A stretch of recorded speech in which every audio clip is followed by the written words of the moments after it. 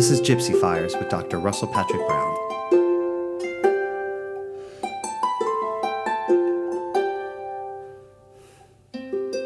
Lots of divas. Welcome to the fireside of an American Gypsy. Here you'll find stories, dances, and fortunes from my people whose survival has never depended on rescue.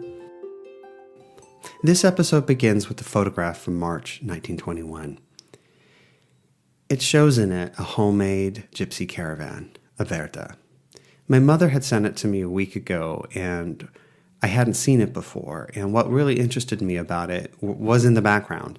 You see these barrels. And that's really important because my family were moonshiners, including during the U.S. prohibition of alcohol. However, on the U.S. Census, we always listed confectioners.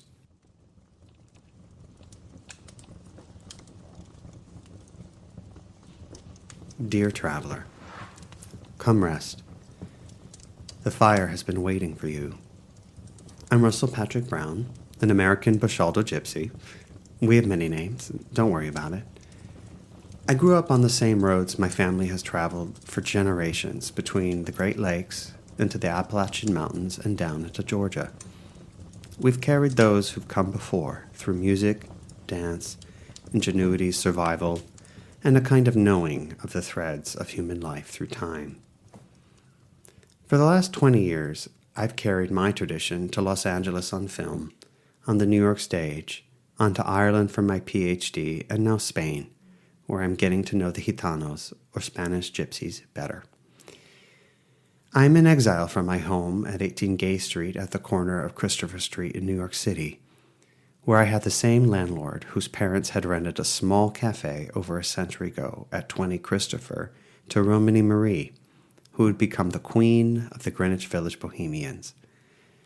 They also rented a tiny basement apartment on 14 Gay to Ruth McKinney, whose 1930s New Yorker sketches about her sister Eileen would eventually become Leonard Bernstein's 1953 musical, Wonderful Town. Gypsy Fires arrived after all my roads converged on one impossible conclusion. I am a gypsy. I have resisted this label my entire life in every way I could manage. Escape, shame, self-erasure, refusal, assimilation, fantasy, appropriation, lust, denial, and abstraction. In midlife, I am grateful to join the throngs of the mature who are in fact tired of fighting what is true. I surrender. The most well-known book on American gypsies, Gypsy Fires in America, a narrative of life among the Romanese of the United States and Canada, was written about families like mine passing through southern Ohio on the Ohio River. It is a complicated book full of real people portrayed as having the minds of children. Men were portrayed as con artists, and women as lusty muses. It was published 3 years after the photograph of my family's Prohibition-era Verda was taken in 1921, and 1 year after the Greenwich Village Bohemian movement collapsed as fascism rose in Europe. It is strange to think Irving Brown, the author of the book, might have met my great-grandmother, who taught my mother, danced with my father, and yelled at me until I was 10 years old for putting my feet on the Davenport. She left her playing cards out on the kitchen table for when someone would come through the back door for a reading. I am opening this fire to you, stranger, who I hope may become my friend, because you are the one who heard the call to sit by my side. I am the last in my family to carry this practice fully, and last year I had to go into exile from my home country, the USA, as well as my adopted country for almost 20 years, Ireland. In the arts and academia, our suppression and erasure grows fiercer by the day, despite the modest gains from fellow Roma academics. Global public health reports from the Roma and Sinti worsen by the year. There is talk of death camps returning. From the Gaji, non-Roma perspective, things look bad. From my perspective as a gypsy, I do not wait or depend on anyone to save me, even when help comes. I know that life is not led by self-actualization, liberation, trauma, or manifesting what we want. but by impact. It is in our myriad collisions that we face disruption and, if we can, find discovery.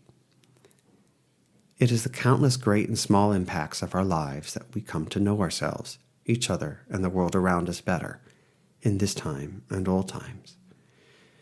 My road may have ended somewhere I did not expect, but I know that I have only just begun a deeper dance with time itself. Here you'll find guidance to help you reapproach what you know, what you didn't know, and what you didn't know you already knew about gypsy life, which has inspired the world for centuries.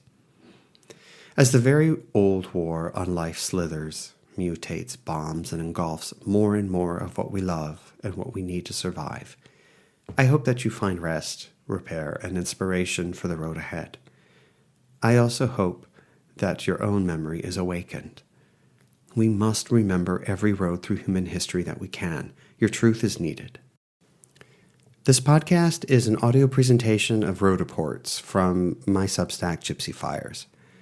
Road reports are short, free dispatches on what the week has brought down the road and into the Verda of the soul. They're open to everyone, and if you're listening on YouTube or another platform where you can leave a comment, please tell us what happened on your travels and what you have seen as you pass by. On Substack, I also have available teachings that are drawn from my gypsy life. They're not some sort of stereotype or ethnographic study or some human rights crisis study, but they're presented as a way of life that has inspired the world for centuries. Some are free and some are available within the subscription model on Substack. I also offer for subscribers gifts from the fire, which are meditations, exercises, and e-guides that you can take home to practice on your own. And some of what I've written before on Substack, my earlier Substack Time Dancers, and in my academic publications will return here in a revised form alongside new work. And some will live on in new books I'm preparing, and I'm excited to tell you more about soon. There's also a private space that I hold for Roma and Sinti readers and community members. This is kind of my digital Mahala or Compania, and it's available by introduction.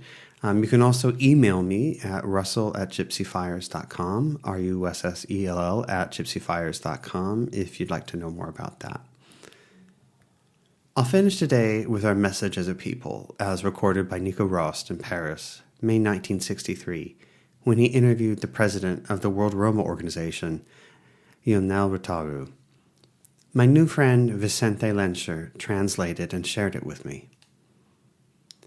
We are the symbols of a world without borders, a free world, where weapons will be banned, where everyone can move freely from the steppes of Central Asia to the Atlantic coast, from the plateaus of southern Africa to the forests of Finland. Stay. Please introduce yourself.